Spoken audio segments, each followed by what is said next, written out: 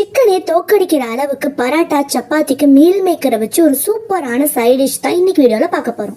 ஒரு பேன்ல தண்ணி சேர்த்து மீல் மேக்கரை நல்லா வேக வச்சு எடுத்துக்கோங்க. வேக வச்சு ஸ்ட்ரெயின் பண்ணி வச்ச மீல் மேக்கர்ல கொஞ்சமா chilli powder, turmeric powder, oil சேர்த்து நல்லா மேரினேட் பண்ணி வச்சுக்கோங்க. இப்போ நம்ம மேரினேட் பண்ணதை ஒரு பேன்ல போட்டு நல்லா ரோஸ்ட் பண்ணி எடுத்து வச்சுக்கோங்க. இப்போ அதே பேன்ல கொஞ்சமா கீ அண்ட் ஆயில் விட்டு ஸ்பைசஸ் ஆட் பண்ணி நம்ம கட் பண்ணி வச்சிருக்கிற 2 வெங்காயத்தை சேர்த்துக்கோங்க. தேவையான அளவுக்கு உப்பு, கிரீன் சில்லி, சில்லி பவுடர் இதெல்லாம் சேர்த்து வதக்கி மல்லிக்கீரை, புதினா கீரை சேர்த்து நல்லா வதக்கிட்டு இஞ்சி பூண்டு ஆட் பண்ணிக்கோங்க. 2 தக்காளியை நல்லா அரைச்சு பியூரியா சேர்த்துக்கோங்க.